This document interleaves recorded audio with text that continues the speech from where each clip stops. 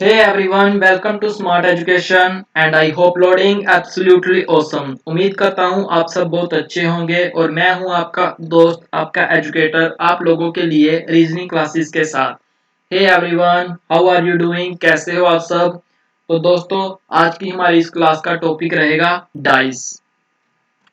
Class शुरू करने से पहले मैं आपको बता दूं कि हमारी टीम आपके लिए बहुत जल्दी हिस्ट्री और इंग्लिश की क्लासेस शुरू करने वाली है। तो कृपया अपने ज़्यादा से ज़्यादा शेयर करें दोस्तों को, चैनल के बारे में बताएं ताकि हमारा चैनल जल्दी से जल्दी हमारी फैमिली बड़ी हो। तो चलिए क्लास को शुरू करते हैं एक नए चैप्टर के साथ जिसका नाम है डाइस। तो डाइस में हम शुरू करेंगे सबसे पहले इसका बेसिक करने के बाद इसके क्वेश्चन सोल्व करेंगे जैसे कि हम हर क्लास में करते आए हैं। और आपके लिए एक सरप्राइज है कि हम बहुत ही जल्दी जितने चैप्टर हमने 9-10 चैप्टर रीजनिंग के आपको करवा दिए हैं उनका हम एक टेस्ट लेके आएंगे जो कि जल्दी ही आपको बता दिया जाएगा, जिसमें आपको कुछ टाइम दिया जाएगा और उसके बाद हम उसके क्वेश्चन सोल्व करेंगे। तो चलिए क्लास को शुरू करते हैं। तो देखिएगा इस डाइस में क्या रहता है कि जैसे बहुत से आप में खेलते होंगे, लूडो खेलते होंगे, उसको हम डाइस ही कहते हैं। जैसे कि आप जहाँ पे देख सकते हैं, इस चीज को हम डाइस कहते हैं।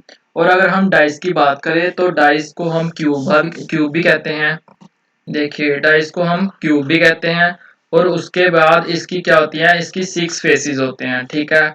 6 फेसेस की अगर हम बात करें तो देखिए जैसे सबसे पहले यहाँ पे लिखा हुआ है A B C and G।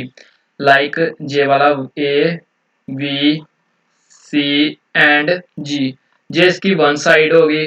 उसी तरह सेकंड साइड की अगर हम बात करें E G and F and A is the second side होगी। उसी तरह E D C G, जे इसकी थर्ड साइड होगी। और इसके पीछे की बात करेंगे D C B और H, जिसकी फोर्थ साइड। उसके बाद फिफ्थ साइड की बात करेंगे हम E D H and F, इसकी फिफ्थ साइड होगी। और लास्ट साइड हमारे पास आ जाएगी F A और B H, जो इसकी 6 साइड होगी। देखिए सबसे पहले इधर फ्रंट वाली 1 2, पीछे वाली 3, साइड वाली 4, नीचे वाली 5 और ऊपर वाली इसकी 6। इस तरह से इसकी 6 साइड होंगी, ठीक है। तो चलिए नेक्स्ट देखते हैं। देखिए नेक्स्ट नेक्स्ट कह रहे हैं कि जैसे एक साइड है, ठीक है। अगर मान लो ये फर्स्ट वाली साइड को हम माने, इस साइड को अगर हम माने, तो इस साइड के साथ हमारी जो है फोर साइड जो है, फोर फेसेस है, वो टच कर रहे हैं। जैसे ऊपर वाला साइड, दोनों साइड वाला 2 और नीचे वाला, इसके साथ फोर जो साइड्स हैं वो एक एक साइड के साथ टच करती हैं, ठीक है। आगे नेक्स्ट देखेंगे कि जो भी एक साइड होगी, जैसे ये अगर मान लीजिए ये फ्रंट साइड है तो इसके एक ऑपोजिट साइड पे भी एक साइड होगी।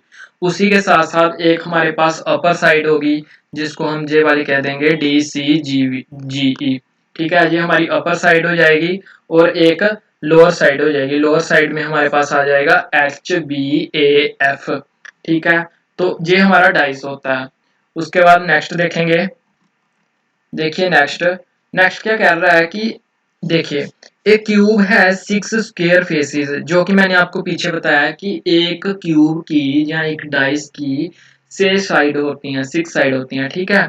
और सेकंड कह रहा है कि क्यूब के 8 पॉइंट होते हैं। जैसे 8 पॉइंट कैसे हो गए, लाइक ये 1 2, ये 3 हो गया, F वाला 4 हो गया, H वाला 5, B 6, C 7 एंड D 8। ये हमारे पास 8 पॉइंट होते हैं किसी भी एक क्यूब में या डाइस, जो भी हम कह सकते हैं।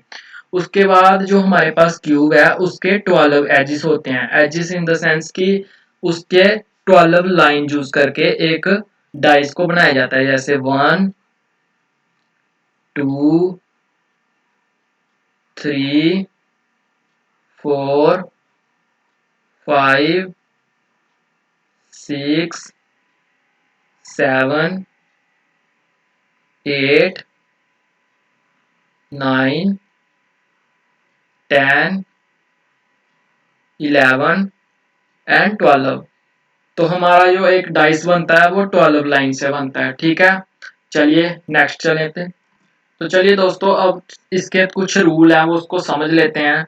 जैसे देखिए सबसे फर्स्ट रूल में क्या बोल रहा है कि टू ऑपोजिट फेसेस जो होंगे ना, जैसे two opposite faces of a dice can not be adjacent.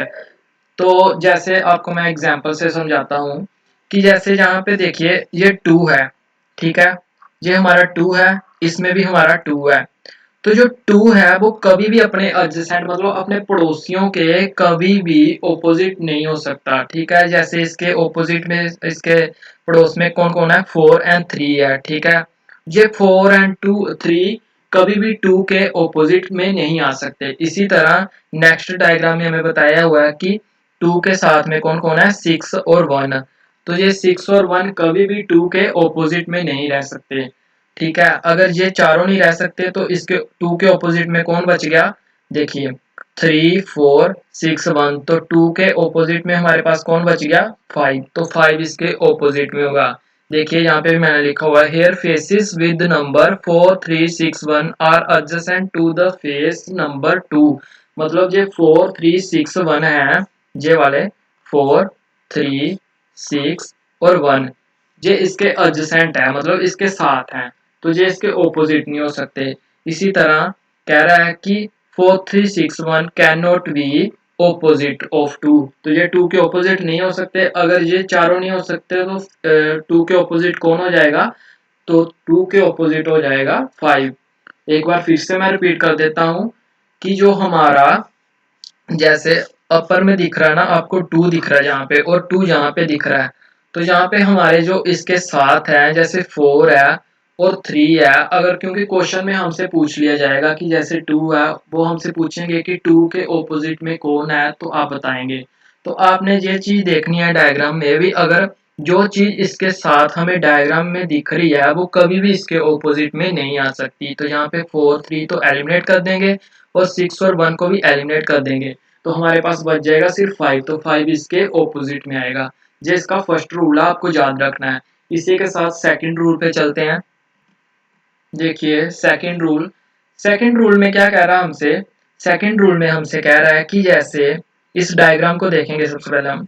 Diagram में जैसे हमें जहाँ पे बताया हुआ है कि 1 और 3 कॉमन आ रहा है इसमें, ठीक है, फर्स्ट डायग्राम में, और 1 और 3 सेकंड डायग्राम में भी कॉमन आ रहा है। तो सेकंड रूल हमें ये कहता है कि अगर हमारे किसी डायग्राम में दो डायग्राम सेम दिख जाएं, जिसमें दो सेम आ जाएं, जैसे 1 और 3 यहाँ पे आ गया सेम और यहाँ पे 1 और 3, तो हमारे पास कौन कौन सा बचा, 5 बचा इधर से और 6 बचा यहाँ से। तो ये हमेशा दोनों एक दूसरे के ऑपोजिट रहेंगे, ठीक है जी। आपने सेकंड रूल को याद रख लेना है। मैं फिर से रिपीट कर देता हूँ। कहता है सेकंड रूल हमें क्या कह रहा है, if two dices are show as below और one of the common faces, ठीक है, मतलब यहाँ पे दोनों के एक कॉमन फेसेस आ रहे हैं, जैसे 1 और 3 कॉमन आ रहा है, यहाँ पे भी 1 और 3 कॉमन आ रहा है। तो ये कह रहा है हमें यहाँ पे कि जो डायग्राम है जिसके टू फेसेस है 1 और 3 आर कॉमन आ रहा है, तो जो उसके जो बच जाएंगे, जैसे इसमें 5 बच गया और इसमें 6 बच गया, तो जो रिमेनिंग फेसेस होंगे जैसे 5 और 6 है, वो हमेशा एक दूसरे के ऑपोजिट होंगे। इस सेकंड रूल को आपने याद रख लेना है, ठीक है, क्योंकि आपसे क्वेश्चन में पूछा जाएगा, सेम आपको ऐसे डायग्राम दे दिए जाएंगे और ऑपोजिट ही पूछा जाएगा, हमेशा ऑपोजिट पूछा जाएगा। तो आपको याद रखना है कि आपके ऑपोजिट में 5 के ऑपोजिट 6 रहेगा। देखिए थर्ड रूल कह रहा है, कहता if in two different position, ठीक है, जैसे हमारे पास टू डिफरेंट पोजीशन है of the dice, the position different, the position of the face that common is the same. जैसे जहां पे है 1, ठीक है, इस डायग्राम में देख रहे हो कि जो हमारे सामने से दिख रहा है वो 1 दिख रहा है और इस वाले डायग्राम में भी हमारे सामने पे 1 दिख रहा है। तो हमें थर्ड रूल ये कहता है कि जो हमारे पास सेम डायग्राम सेम जगह पे, यहाँ पे भी 1 आ रहा है तो वहां पे भी 1 आ रहा है, तो इस कंडीशन में क्या होता है, जो उसके जैसे जो ऊपर वाला 5 है वो 6 के ऑपोजिट में आ जाएगा, ठीक है, और ये 4 लेफ्ट में है, राइट में है, वो 2 के ऑपोजिट में आ जाएगा। तो इसका क्या बन जाएगा, 5 6 के ऑपोजिट में आ जाएगा और 4 2 के ऑपोजिट में आ जाएगा। ये रूल नंबर 3 है। In both the positions face number 1 is common for both dice is same, ठीक है, देयरफॉर द ऑपोजिट ऑफ 4 का ऑपोजिट हो जाएगा 2 हो जाएगा, और उसी तरह 5 का ऑपोजिट हो जाएगा हमारे पास, जहाँ पे 5 का ऑपोजिट हो जाएगा 6। मैं फिर से रिपीट कर देता हूँ कि मान लीजिए आपको एक डायग्राम दिया हुआ है, सेम डायग्राम है जिसमें हमारे पास जो हमारे सामने है, जैसे 1 हमारे सामने है, तो जहाँ पे कॉमन आ रहा है दोनों में, देखिए दोनों में हमारे जो 1 है वो कॉमन आ रहा है, और उसका जो ऑपोजिट होगा, जैसे ऊपर वाला 5 है, 5 का ऑपोजिट हो जाएगा हमारा 6, और 4 का ऑपोजिट हो जाएगा 2। ये रूल नंबर 3 आपने याद रखना है। चलिए रूल नंबर 4 पे चलते हैं। देखिए गाइस, रूल नंबर 4 बहुत इंटरेस्टिंग है। इसमें देखिए हमें कुछ भी कॉमन नहीं दिख रहा, जैसे यहाँ पे पहले हमें 1 1 दिख रहा था तो हमने कॉमन ले लिया था, लेकिन यहाँ पे 5 और यहाँ पे 2 है, तो हमने क्या देखना है कि हमने दोनों डायग्राम में देखना है कि कॉमन कौन सा है। तो देखिए यहाँ पे 6 3 5 है, और यहाँ पे 4 2 और 6 है, तो यहाँ पे हमारे पास क्या है, 6 कॉमन है दोनों में। देखिए दोनों में 6 कॉमन है, तो इसमें हम क्या लॉजिक लगाएंगे कि इसमें हम दोनों में 6 लिखेंगे सबसे पहले। यहाँ पे भी 6 लिख लिया और यहाँ पे भी 6 लिख लिया। अब इसको हम क्लॉकवाइज रोटेट कर देंगे इस तरह से, सॉरी, ये इस तरह से हम इसको क्लॉकवाइज रोटेट कर देंगे, ठीक है। और इसी तरह से डायग्राम फर्स्ट को भी हम इसी तरह से क्लॉकवाइज रोटेट कर देंगे। जी देखिए, जैसे अब 6 है, 6 के बाद क्या आएगा, यहाँ पे हमारे पास 3, तो हम यहाँ पे लिख लेंगे 6 के बाद 3 लिख लेंगे, और 3 के बाद हम लिखेंगे घुमा के, हमारे पास आ जाएगा 5, तो जहाँ पे हमारे पास आ जाएगा 5। जी हमने फर्स्ट डायग्राम का लिख लिया, ठीक है। उसी तरह से अब हम सेकंड में जाएंगे, यहाँ से हमारे पास 6 है, तो 6 हमने यहाँ पे रख लिया। उसके बाद सेकंड आ जाएगा हमारे पास 2, तो हमने घुमा के इसको क्या कर लेना है, जहाँ पे हमारे पास 2 आ जाएगा। और नेक्स्ट अगर हम देखेंगे तो 2 के बाद हमारे पास आता है 4 रोटेट करने पे, तो यहाँ पे हमारे पास 4 लिख लेंगे। तो इसी हिसाब से हमारे जो ऑपोजिट हो जाएगा, जैसे हमने 6 को ऑपोजिट कौन सा बच गया, 1 बच गया, तो हमने वैसे उसको छोड़ दिया। अब हमारे पास जो नेक्स्ट आता है, जो 3 है, वो 2 के ऑपोजिट रहेगा ऑलवेज, ठीक है। अगर हमारे पास डायग्राम ऐसी कंडीशन में आता है जिसमें कुछ भी कॉमन नहीं होता, तो उसको हमने रोटेट कर देना है। बस हमारे पास क्या एक 6 कॉमन आया दोनों में, ठीक है, दोनों डायग्राम में एक 6 कॉमन आया, तो हमने उसको रोटेट कर देना है क्लॉकवाइज, ठीक है। क्लॉकवाइज मतलब कि हमारे जो सीधी घड़ी की तरह हमने उसको रोटेट कर देना है। तो इसी तरह से हमारा जो 5 है, 5 के ऑपोजिट में आ जाएगा 4। ये रूल नंबर आपका 4 है। तो गाइस ये था हमारा बेसिक। अब इसके बाद हम क्वेश्चन सोल्व करेंगे और आपको बताएंगे कि किस तरह से क्वेश्चन डिफरेंट डिफरेंट टाइप्स के डायग्राम हमें गिवन करके उनको सोल्व करना है, ठीक है। तो चलिए क्वेश्चन पे चलते हैं। क्वेश्चन शुरू करने से पहले एक चीज और आपको आ जाएगी, वो आपको मैं बता देता हूँ कि जैसे आपके पास एक डाइस है, देखिए ये डाइस है, इस डाइस को ओपन करके इन्होंने इस तरह की शेप में डाल दिया, इसी तरह से जैसे F1 F2 F3 F4 और बॉटम और टॉप, जिस तरह से इन्होंने इस शेप में डाल दिया। अब इस शेप में हमसे क्वेश्चन पूछा जाता है कि बताइए कौन किसके ऑपोजिट है, तो तब आपका दिमाग पजल हो जाएगा। इसके लिए आपको एक शॉर्टकट बताते हैं जिससे आपका क्वेश्चन आराम से सॉल्व हो जाएगा। तो ये देखिए, ये रहा इसका ऑपोजिट। जैसे मान लीजिए आपको इस टाइप के क्वेश्चन दिए जाते हैं, तो आपने हमेशा याद रखना है, जैसे कि 1 2 3 4 5 6 दिया जाएगा और आपसे कुछ भी पूछ लिया जाएगा। जैसे आपसे पूछ लिया जाएगा कि बताइए 3 के ऑपोजिट में कौन है, तो उस टाइम आप क्या देखेंगे कि जैसे जो सबसे ऊपर होगा, लाइक जैसे 4 है, तो उसको एक छोड़ के, जैसे 4 का ऑपोजिट क्या होगा, 6 होगा, एक छोड़ के, ठीक है, जो जो भी स्ट्रेट लाइन में। और इसी तरह से 2 का ऑपोजिट एक छोड़ के क्या होगा, 3, ठीक है। 1 का ऑपोजिट होगा 3। और इसी तरह से जो बाहर वाले आ जाते हैं 2, जैसे ये वाला और ये वाला, ठीक है, तो इनके ये दोनों हमेशा एक दूसरे के ऑपोजिट रहते हैं। जैसे जहाँ मैं आपको लिख ही देता हूँ, जैसे 4 का ऑपोजिट हमारे पास कौन होगा, एक छोड़ के क्या आएगा, 6 इज दी 4 का ऑपोजिट। उसी तरह से 1 का ऑपोजिट कौन होगा, एक छोड़ के 1 का ऑपोजिट हमारे पास आ जाएगा 3। और उसी तरह जो बाहर वाले एक्स्ट्रा वाले आ जाते हैं, उन वो दोनों एक दूसरे के ऑपोजिट होंगे, तो यहाँ पे कौन, 2 के ऑपोजिट आ जाएगा 5, ठीक है। तो ये भी क्वेश्चन आपसे पूछे जाते हैं। अब चलेंगे क्वेश्चन के ऊपर। और उससे पहले मैं आपसे कहना चाहता हूँ कि अगर आपने हमारे चैनल को सब्सक्राइब नहीं किया है तो प्लीज़ जाके सब्सक्राइब कर लीजिए और वीडियो पसंद आए तो लाइक एंड शेयर भी कीजिए। चलिए क्वेश्चन पे चलते हैं। देखिए गाइस, फर्स्ट क्वेश्चन क्या कह रहा है हमने।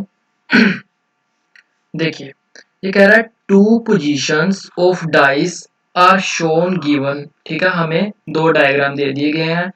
How many points will appear on the opposite to the face containing 5 point. ठीक है, हमने क्या करना है, जो 5 है उसके ऑपोजिट का बताना है कौन सा होगा।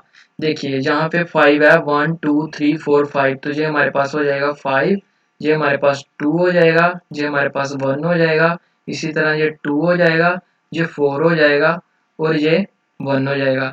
तो आपको याद है कि मैंने रूल में आपको बताया था कि जब दो सेम आ जाए, जैसे क्या हो रहा है यहाँ पे 1 एंड 2, ठीक है, ये दोनों यहाँ पे भी कॉमन आ रहे हैं और इधर में भी 1 एंड 2 कॉमन आ रहे हैं। जब जे वाली कंडीशन आ जाए तो मैंने आपको बताया था कि जो बच जाएंगे वो दोनों हमेशा एक दूसरे के ऑपोजिट होंगे। तो जहाँ पे 5 एंड 4 ये दोनों एक दूसरे के ऑपोजिट होंगे। तो हमसे पूछा है कि 5 के ऑपोजिट कौन है, तो 5 के ऑपोजिट आ जाएगा 4। तो ऑप्शन नंबर डी हमारा राइट आंसर हो जाएगा। ठीक है, चलिए नेक्स्ट क्वेश्चन पे चलते हैं। देखेंगे, कह रहा है कि in the dice given below which number will be the side opposite of 1। तो हमें क्या बताना है कि 1 के ऑपोजिट में कौन है।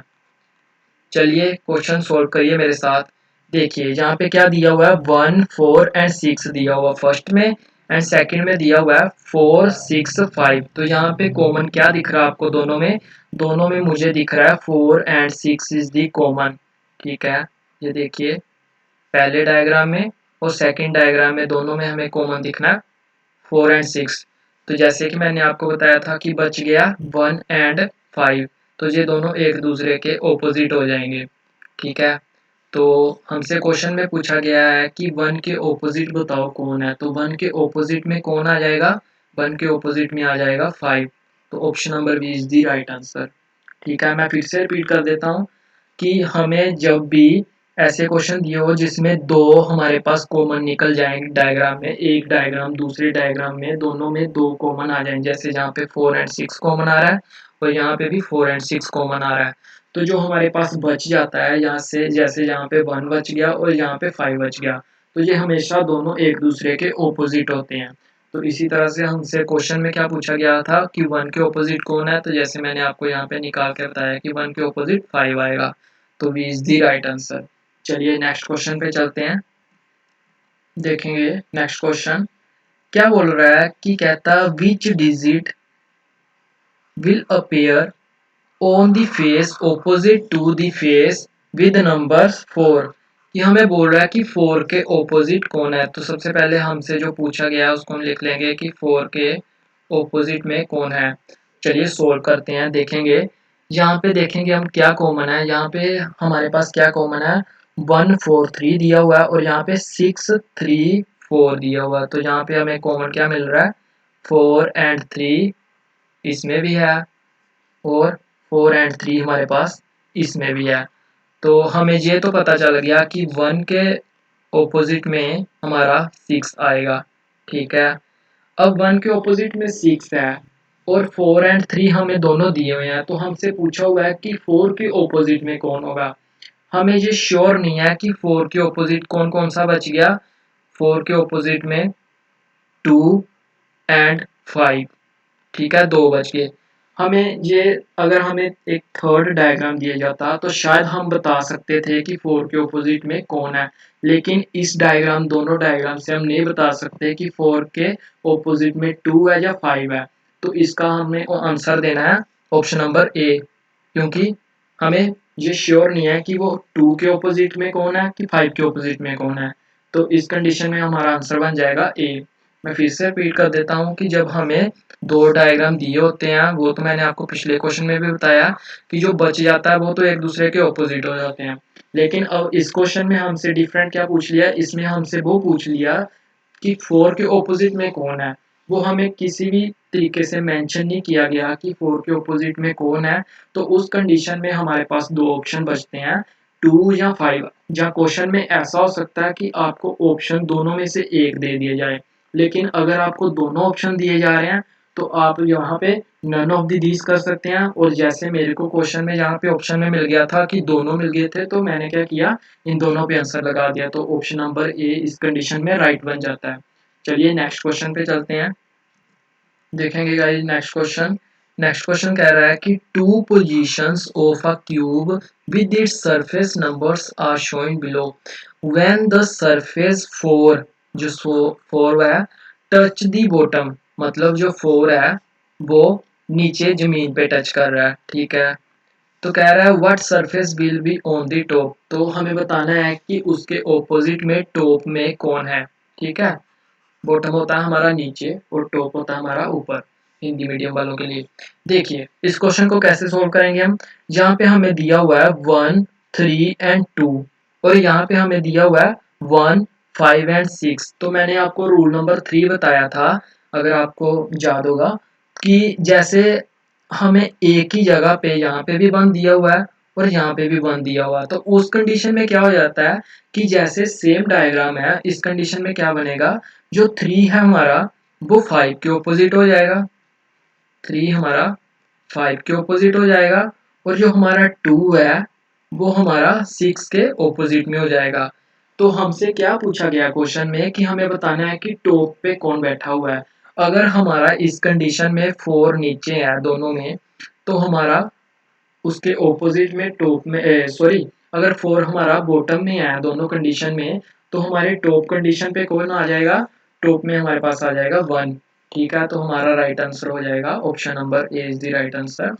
और एक चीज और बता दूं आपको मैं, कि अगर बन के दोनों सेम बन के इधर आ रहा है 3 एंड 2, ठीक है, और अगर यहाँ पे सामने अगर 3 एंड 2 आ रहा है, तो हमारे पास इसके पीछे कितनी बचेगी, 2 बचेगी, तो वहां पे हमारे पास आ जाएगा 5 एंड 6। अगर चारों हमारे 1 को साइड एडजेसेंट से कवर कर रहा है, तो बचेगी कौन सी साइड बचेगी, सिर्फ बॉटम वाले बचेगी। और हमारे पास 1 2 3 4 5 6 में से कौन कॉमन, मतलब जो हमारा बाकी सारे एलिमिनेट हो जाएंगे, सिर्फ 4 बचता है, तो वो 1 के ऑपोजिट हो जाएगा। तो option number A is the right answer. चलिए नेक्स्ट क्वेश्चन पे चलते हैं, देखेंगे क्वेश्चन क्या कह रहा है हमें, कहता two position of a cubical block are shown when B is at the top, which letter will be the bottom। हमें ये बताना है कि B के ऑपोजिट में कौन सा अल्फाबेट है, ठीक है। तो देखेंगे यहाँ पे हम सबसे पहले डायग्राम को देखेंगे, यहाँ पे आया C, F एंड A, ठीक है, और यहाँ पे हमारे पास आया F, A एंड B। तो इस कंडीशन में हमें रूल नंबर 4 को यूज करना है। देखिए जैसे मैंने आपको बताया था कि जब हमारे पास कुछ भी कॉमन ना हो, डायग्राम भी उल्ट उल्ट हो, उस टाइम हमें सिर्फ ये देखना है कि दोनों में कॉमन कौन आ रहा है। तो देखेंगे यहाँ पे ए आ रहा है और इसमें भी ए आ रहा है, उसके अलावा कुछ भी हमारे पास दोनों में कॉमन नहीं आ रहा। तो इस कंडीशन में हम क्या करेंगे, इसको क्लॉकवाइज रोटेट कर देंगे दोनों को, अगर इसको भी और इसी तरह से इसको भी क्लॉकवाइज रोटेट कर देंगे। तो सबसे पहले हम लिखेंगे ए और सेकंड में भी लिखेंगे ए, ठीक है। फर्स्ट डायग्राम में हम अगर इसको क्लॉकवाइज करेंगे तो क्या आएगा, जहाँ पे हमारे पास आ जाएगा सी और फिर आ जाएगा एफ, और इसी कंडीशन में सेकंड को देखेंगे, ए को हमने कॉमन लिख लिया, उसके बाद उसको क्लॉकवाइज रोटेट करेंगे तो क्या आएगा, जहाँ पे आ जाएगा हमारे पास बी एंड फिर उसके बाद आ जाएगा एफ, ठीक है। वैसे गाइस इसमें रूल नंबर 4 के अलावा रूल नंबर ये भी लग सकता है कि देखिए यहाँ पे ए एंड एफ कॉमन है और इसमें भी ए एंड एफ कॉमन है। ये क्वेश्चन आपका इस रूल से भी निकल सकता है, और अगर हम दूसरे रूल की बात करें तो ये हमारे क्लॉकवाइज रोटेट करने पे भी निकल सकता है। तो हमसे क्या पूछा गया है कि हमें बताना है बी के ऑपोजिट में कौन है। तो बी के ऑपोजिट में हमारे पास सी है, ठीक है। वो आपका आंसर इस टाइप से भी निकल आएगा और इस टाइप से भी निकल आएगा, आपकी मर्जी है कि आप दोनों में से कोई भी यूज कर सकते हैं। तो हमारे पास option number C is the right answer, ठीक है। चलिए नेक्स्ट क्वेश्चन पे चलते हैं, देखेंगे कहता है from the two position of a dice given below find colour which is opposite to yellow. Yellow के ऑपोजिट बताना हमने कौन सा कलर है। तो चलिए देखेंगे, यहाँ पे देखेंगे हम कॉमन क्या है। यहाँ पे आ रहा है येलो ब्लू ऑरेंज, और यहाँ पे आ रहा है हमारे पास ऑरेंज ब्लू एंड वायलेट। देखेंगे ऑरेंज एंड ब्लू को अगर हम देखेंगे यहाँ पे, और यहाँ पे देखेंगे ऑरेंज एंड ब्लू को, ये दोनों दोनों में कॉमन आ गए। तो जैसे कि आपको मैंने बताया था कि कौन कौन बच गया, इधर बच गया हमारे पास येलो, इधर हमारे पास बच गया वॉयलेट। तो येलो के ऑपोजिट में आ जाएगा violet. Option number C is the right answer. मैं आपको फिर से रिपीट कर देता हूँ कि देखेंगे जब दो कॉमन आ जाए हमारे पास डायग्राम में, जैसे जहाँ पे ऑरेंज एंड ब्लू आ गया, यहाँ पे भी ऑरेंज एंड ब्लू आ गया, तो जो दोनों में बच जाएंगे, जैसे इसमें येलो इसमें वायलेट बच गया, तो ये दोनों एक दूसरे के ऑपोजिट में आ जाएंगे। ठीक है, चलेंगे नेक्स्ट क्वेश्चन पे।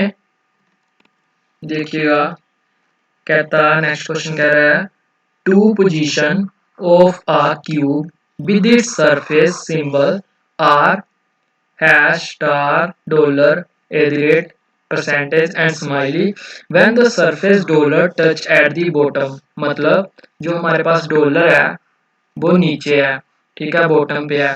तो हमें बताना है कि टॉप पे कौन है। हमें क्या बताना है कि डॉलर के ऑपोजिट में कौन है। तो इस कंडीशन में हम पहले डायग्राम देखेंगे। डायग्राम में क्या बोला गया है, हैश, डॉलर एंड स्टार, ठीक है। और इधर देखेंगे डॉलर, एट एंड परसेंटेज। मतलब इसमें सिर्फ एक कॉमन आ रहा है जो कि हमारा है डॉलर। देखेंगे जहाँ पे भी डॉलर है और यहाँ पे भी डॉलर है।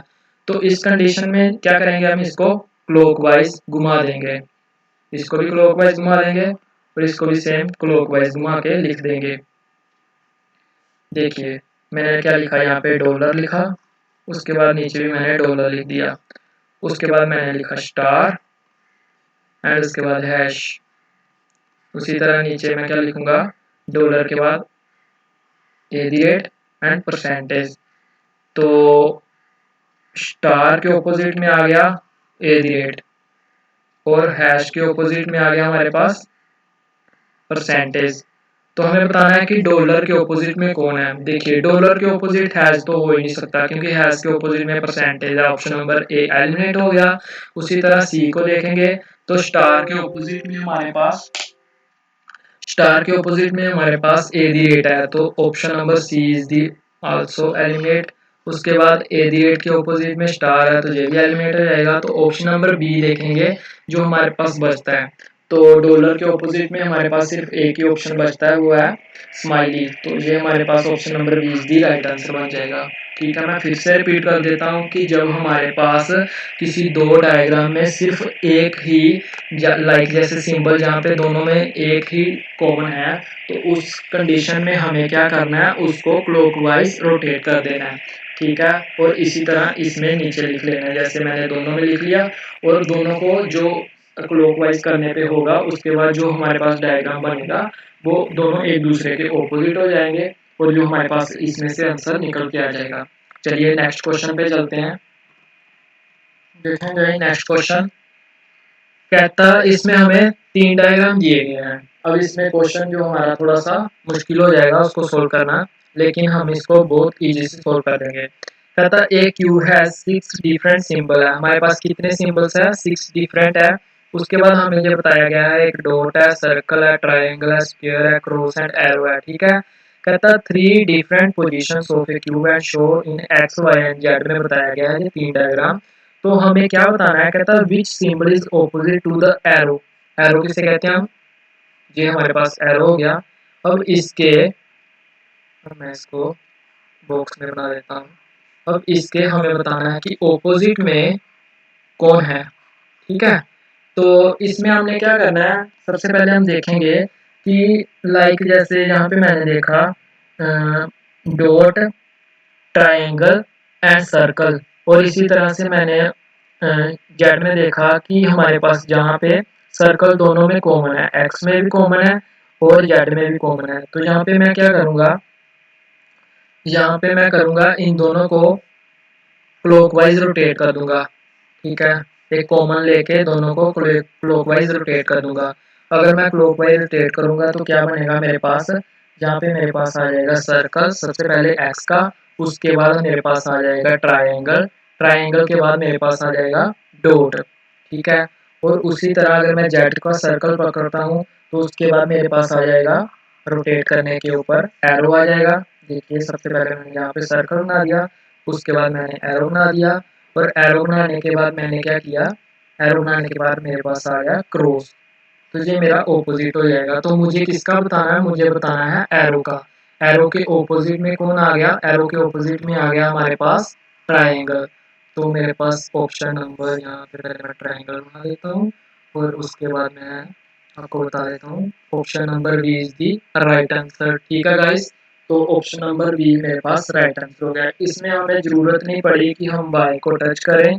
आप इसी तरह से, जैसे मैंने इन दोनों में एक्स और जेड में से कॉमन निकाला है, आप इसी तरह से एक्स और वाई में से भी कॉमन निकाल सकते हो, आपका आंसर सेम ही आएगा, ठीक है। चलेंगे नेक्स्ट क्वेश्चन पे, देखेंगे कैसे करना है नेक्स्ट क्वेश्चन। देखिए नेक्स्ट क्वेश्चन को, जैसा कि मैंने आपको बताया था कि हमें ये वाला डायग्राम गिवन किया जाएगा और हमें बताना है कि इन चारों में से कौन सा राइट डायग्राम है। तो मैंने आपको क्या बताया था कि जैसे ये एफ है, एफ बी के ऑपोजिट हो जाएगा, ई जो है सी के ऑपोजिट हो जाएगा, और इसी तरह ए और डी दोनों आपस में ऑपोजिट हो जाएंगे। तो सबसे पहले मैं इसको यहाँ पे लिख लूंगा, like F is the opposite of B, ठीक है। पहली कंडीशन बन गई। सेकंड कंडीशन मेरे पास क्या बनेगी, E is the opposite of C, and third condition क्या बनेगी, A is the opposite of D. ये मेरे पास तीनों राइट बन गई। अब मुझे एलिमिनेट करके क्वेश्चन का राइट आंसर निकालना है। सबसे पहले मैं देखूंगा ऑप्शन नंबर डी, देखते हैं। कहता है डी, ए एंड ई। देखिए डी और ए जो है वो दोनों तो सबसे पहले ऑपोजिट में है, तो और ऑपोजिट जो होता है वो कभी भी उसके एडजेसेंट नहीं होता। अगर ऑपोजिट एडजेसेंट नहीं होता तो मतलब जो डी और ए एक साथ है ये हमारे पास गलत हो जाएगा। तो ऑप्शन नंबर डी को हम एलिमिनेट कर देंगे। उसी तरह ऑप्शन नंबर सी पे चलेंगे, तो यहाँ पे क्या है, ई सी एंड बी। देखिए यहाँ पे अगर हम इस वाले को देखेंगे, ई एंड सी ये दोनों एक दूसरे के ऑपोजिट है, और यहाँ पे इन्होंने क्या कर दिया, दोनों को एडजेसेंट कर दिया है, तो ये वाला भी ऑप्शन ऑप्शन गलत हो जाएगा, ठीक है। तो option number C is the wrong answer. अगर ऑप्शन नंबर बी पे चलेंगे, ऑप्शन नंबर बी का है एफ ई एंड डी। देखेंगे F and D and E. देखिए इन तीनों में से तीनों को अलग अलग लिया गया, कोई भी किसी के ऑपोजिट वाला नहीं उठाया गया, तो ऑप्शन नंबर बी हमारे पास राइट आंसर हो जाएगा। लेकिन फिर भी मैं आपको चेक करवा देता हूँ ऑप्शन नंबर ए को भी। ऑप्शन नंबर ए कह रहा है F E and B. F, देखो एफ और बी दोनों ऑपोजिट है, ऑपोजिट में है ना यहाँ पे फर्स्ट में, लेकिन जहाँ पे इन दोनों ने इसको साथ में जोड़ दिया है, तो option number A is the wrong answer. तो हमारे पास राइट आंसर क्या बन जाएगा, option number B is the right answer. तो मैं फिर भी आपको एक बार बेसिक करवा देता हूँ कि मैंने क्या बोला था आपको स्टार्टिंग में, कि जो जैसे हमसे इस तरह से एक डाइस होता है उसको ओपन कर दिया जाता है, ओपन करने के बाद उसको इस तरह से लिख दिया जाता है और हमसे पूछ लिया जाता है कि कौन किसके ऑपोजिट में है। तो मैंने आपको बताया था कि जो जैसे, देखिए मैं यहाँ पे बना के बताता हूँ आपको। मैंने ऐसे वन, ऐसे एक बना दिया, ठीक है, 1 2 3 एंड 4, और इसके साथ यहाँ पे, और इसके साथ मैंने यहाँ पे कर दिया, ठीक है। तो मैंने आपको बताया था कि जो 1 है, ठीक है, वो हमेशा 3 के ऑपोजिट में होगा। उसी तरह जो 2 है वो हमेशा 4 के ऑपोजिट होगा, ठीक है, एक छोड़ के। और जो एक्स्ट्रा बच जाते हैं, जो 5 है वो 6 के ऑपोजिट में होगा। इसी तरह से आपसे क्वेश्चन किसी भी तरह का पूछ लिया, अगर आपके कॉन्सेप्ट क्लियर है तो आपका क्वेश्चन कभी भी गलत नहीं होगा, ठीक है। तो चलिए नेक्स्ट क्वेश्चन पे देखते हैं। देखिए नेक्स्ट क्वेश्चन जैसे आपको मैंने पिछला समझाया सेम उसी तरह निकलेगा। सबसे पहले हम इसका ऑपोजिट लिख लेंगे। 1 2 के ऑपोजिट है, 3 5 के ऑपोजिट है, एंड 4 और 6 आपस में ऑपोजिट है। तो सबसे पहले मैं इसको लिख लूंगा। 1 ऑपोजिट है 2 के, 3 ऑपोजिट है 5 के, एंड उसी तरह से 4 ऑपोजिट है हमारे 6 के। तो चलिए क्वेश्चन को करते हैं, ऑप्शन नंबर ए से शुरू करते हैं। कहता 3, 2 एंड 5, ठीक है। 3 और 5 दोनों ऑपोजिट में है और यहाँ पे इन्होंने साथ लिख लिया, तो ऑप्शन नंबर ए हमारा एलिमिनेट हो जाएगा। नेक्स्ट ऑप्शन नंबर बी पे चलेंगे। ऑप्शन नंबर बी कह रहा है 4, 3 एंड 6। 4 और 6 देखिए यहाँ पे दोनों ऑपोजिट में है और यहाँ पे इन्होंने दोनों को 4 और 6 को साथ जोड़ दिया, तो ये हमारा फिर से ऑप्शन नंबर बी एलिमिनेट हो जाएगा। ऑप्शन नंबर सी की बात करेंगे 3, 5 एंड 2। देखिए ऑप्शन नंबर 3 में कह रहा है 3 और 5 हमारे दोनों ऑपोजिट में है और यहाँ पे इन्होंने साथ लगा दिया इन दोनों को, तो ये ऑप्शन नंबर सी भी एलिमिनेट कर देंगे। ऑप्शन नंबर डी की बात करेंगे 1, 4 एंड 3। देखिए यहाँ से हमारा आ गया 1, यहाँ से हमारे पास 4 आ गया और यहाँ पे हमारे पास 3 आ गया, तो हमारा राइट आंसर क्या बन जाएगा? हमारा राइट आंसर बन जाएगा option number D is the right answer. तो इस तरह से ये क्वेश्चन निकालने हैं। चलिए कुछ क्वेश्चन रह गए हैं उनको भी सोल्व कर लेते हैं और आपकी प्रैक्टिस भी हो जाएगी। देखिए गाइस नेक्स्ट क्वेश्चन, देखिए इसमें क्या किया गया है, इसमें शेप अलग दे दी गई है हमसे, देखिए यहाँ पे। लेकिन हमें एक चीज हमेशा याद रखनी है कि हमारा कॉन्सेप्ट नहीं चेंज होगा। उसमें इसमें हम क्या करेंगे, इसमें हम इसको और इसको एक छोड़ के ऑपोजिट में कर देंगे, इन दोनों को ऑपोजिट में कर देंगे और जो हमारे पास बच जाएगा उन दोनों को आपस में ऑपोजिट कर देंगे। तो सबसे पहले मैं आपको बना के दिखा देता हूँ कि हमारे पास ट्रायंगल के ऑपोजिट में आ जाएगा इक्वल टू, और उसके बाद हमारा परसेंटेज के ऑपोजिट में आ जाएगा माइनस, और जो हमारे पास बच गया मल्टीप्लाई, वो ऑपोजिट हो जाएगा प्लस के, ठीक है। तो ये हमारे पास बन गया कंडीशन।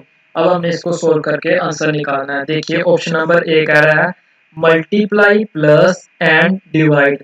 तो यहाँ पे देखेंगे हम प्लस के ऑपोजिट में यहाँ पे मल्टीप्लाई और इन दोनों को इसने साथ लगा दिया, तो ऑप्शन नंबर ए हमारा एलिमिनेट हो जाएगा।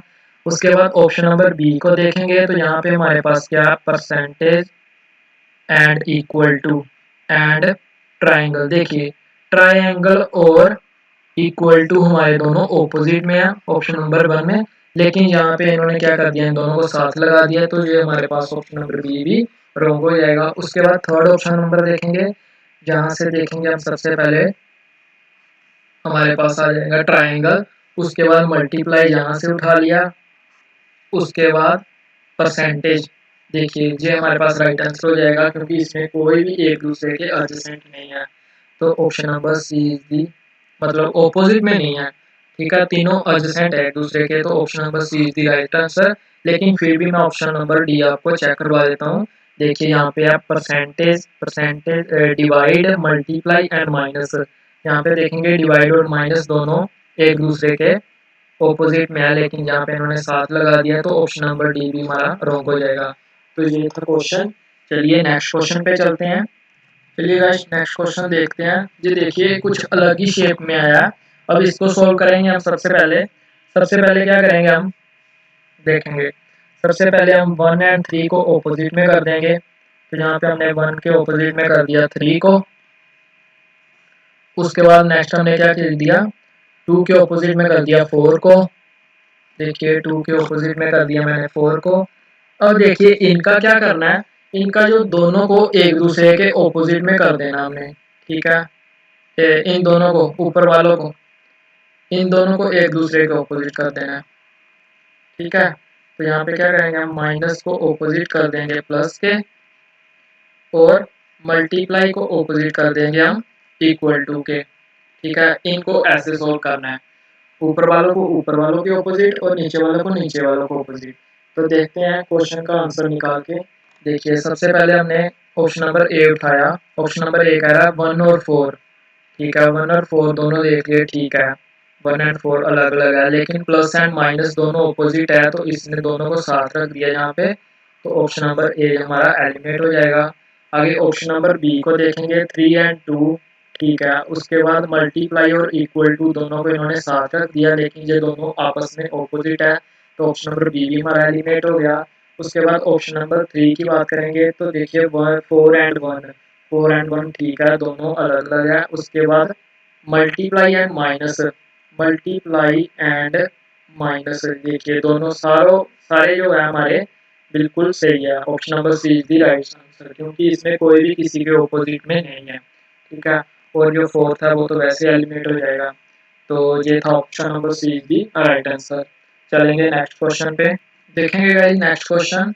नेक्स्ट क्वेश्चन में हमने क्या करना है, देखिए सबसे पहले हम निकाल लेंगे कि डॉट के ऑपोजिट में आ जाएगा खाली, उसके बाद प्लस के ऑपोजिट में भी खाली, और ये दोनों एक दूसरे के ऑपोजिट हो जाएंगे। ठीक है, तो हमें बताना है कि कौन सा राइट आंसर है।